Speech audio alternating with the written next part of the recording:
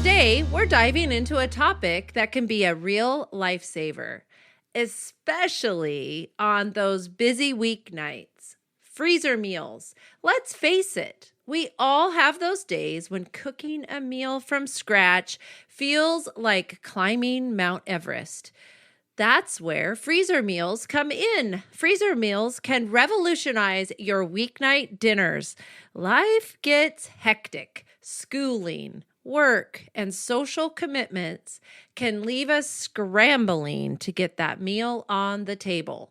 By preparing meals in advance and storing them in your freezer, you can save time, reduce stress, and ensure that you always have a healthy and delicious meal option. Hey, homeschool mom, I'm Erika Sagert on the Intentional Homeschooler podcast with more actionable steps and encouragement for your homeschooling journey so you can confidently and intentionally homeschool your children without sacrificing your sanity. Grab a pen and paper, your favorite cup of brew, and let's get started. Now, I know what you're thinking. Freezer meals? Ugh, that sounds like a lot of work. But trust me, once you have a stocked freezer, you'll thank yourself later. Whether you're a seasoned home cook or a newbie in the kitchen, freezer meals are a game changer. So, let's get into some of the best ways to prep and freeze your meals. Today, I'm going to give you 7 tips that I have found to work very well with freezer meals. Now, freezer meals can be done a lot of different ways. So these tips are going to give you some options and some ideas to inspire you. Tip number 1. How about gathering a bunch of friends, about 10 or so, even less, 5 to 10, and create a community cooking gig. For a short time, I was part of a freezer cooking group. We would meet, make our plan for what meals we were going to cook. We would each prepare 10 of the same item, and then we got together and we traded and we went home with 10 different freezer meals. It was brilliant.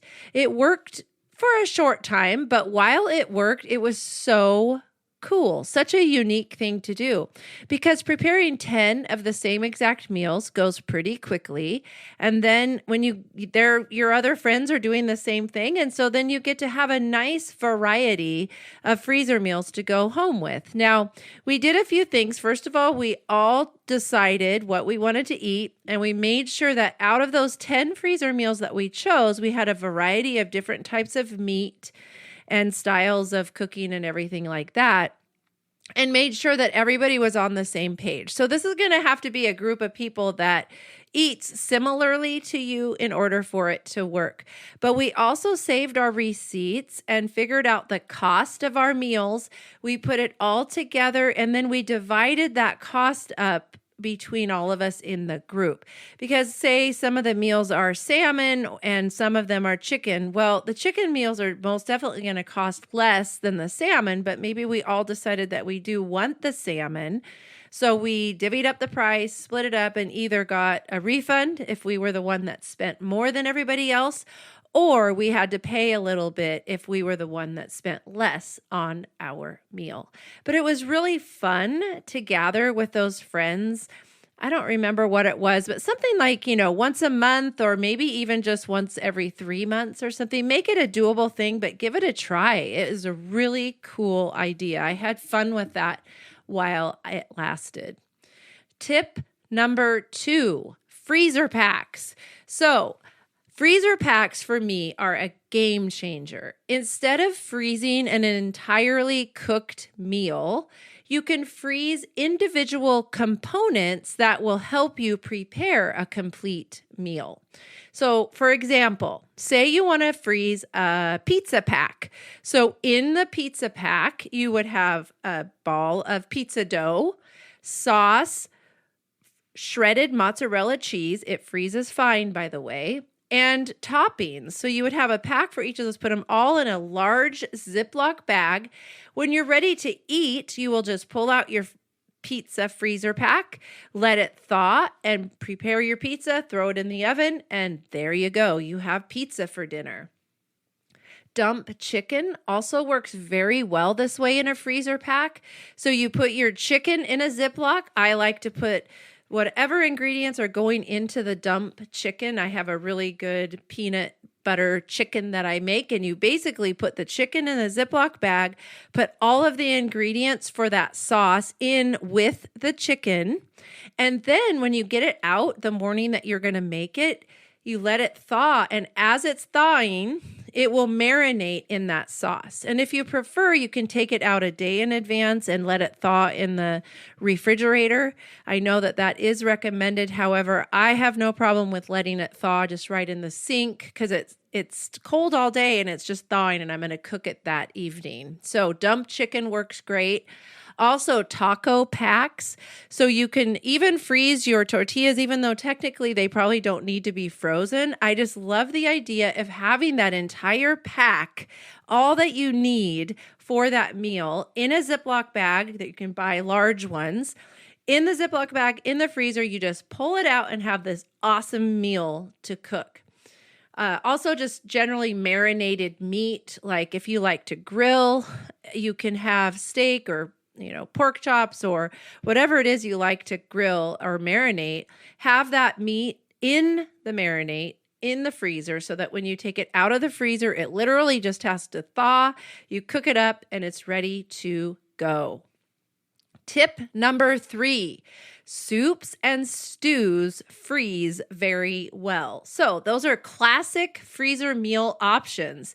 You can make a large batch specifically to freeze, or just make sure when you're cooking stew or soup for dinner that you double your recipe and freeze half of it. Eat half of it for dinner and get the other half frozen. I like to put my soup and stew in Ziploc bags. It's a little tricky because you don't want it to leak, but put it in a Ziploc bag and then freeze it flat because it takes up less freezer space. So I like to double my Ziploc bags for soup and stew. Then I put it like on a cookie sheet, lay it flat so it's a nice flat Ziploc bag when you put it in there. Put them in the freezer for a while, and then once they're frozen solid, you can take them off of the cookie sheet and just stack them in your freezer. A couple of my favorite soups and stews to freeze are a hearty chili. I mean, that's a classic comfort food. It freezes very well. You can customize it with your own recipe. Vegetable soup, either chicken. I have a chicken vegetable soup that I like to freeze, or a beef vegetable soup, beef stew, tomato soup, whatever kind of soup you like to make, most likely it's going to freeze very well. So just make sure that you let them cool completely before transferring them to that Ziploc bag or whatever container you prefer. Label and date those containers, and you can freeze for quite some time.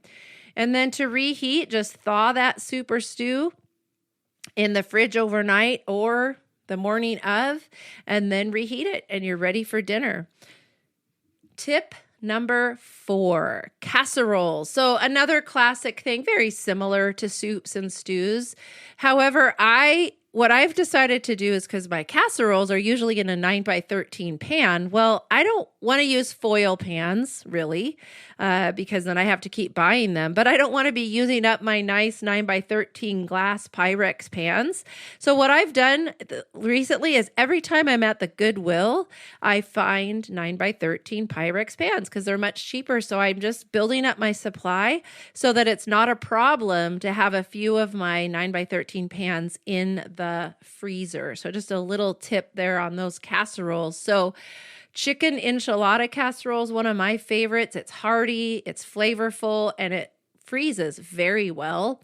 There's different variations of a broccoli cheddar casserole with chicken or a taco casserole. Shepherd's pie is another casserole that works very well. I will add, not only with casseroles, but you can also freeze your side dishes. For example, we like cornbread, so I will make up cornbread and I won't bake it. I will just have it in the batter stage, right? I mix it all up really well, put it in a 9x9 pan, and then I put it in the freezer. And then when I get it out, I pop it in the oven and we can have freshly baked cornbread without having to mix all the ingredients. So for those busy evenings, it's so great to have that ready to go. Tip number 5, how about ground meat prep? I don't know about you, but we do quite a bit of ground beef in different recipes, whether that's shepherd's pie or spaghetti sauce or taco meat, whatever it is. But basically, all of those recipes start with ground beef, onions, salt, pepper, and garlic. So if you cook that stuff up, cook that beef up with those basic spices and then package them in Ziploc bags, then you can quickly make a meal out of that ground beef that's already all cooked up. You could do bowls, like we do burger bowls, pizza bowls, those kinds of things, or you can turn it into spaghetti sauce or shepherd's pie, whatever the case is. But that ground meat cooked and ready to go is another great thing to have in the freezer. Tip number 6, think breakfast. So we made English muffin breakfast sandwiches and froze them up a lot of times when my kids were younger. Awesome idea. So you take English muffin, I bake some eggs so that they're in a nice flat piece of egg, put a piece of cheese, some ham, and then you put them all together, wrap them individually. I do parchment paper first and then foil. Make sure that you put the instructions for reheating them on the package, but super easy breakfast food ready to go in your freezer. Tip number 7, how about lunch in the freezer by making burritos? So find a burrito recipe that you like, and I'm going to put several links in the show notes today. So one of them will be for this burrito recipe. So if you wrap the burrito up in this certain way, I'm not going to try to describe it. I'm just going to put a link to it. You wrap it up really tightly with whatever ingredients you like. Again, you wrap it with parchment paper and then foil.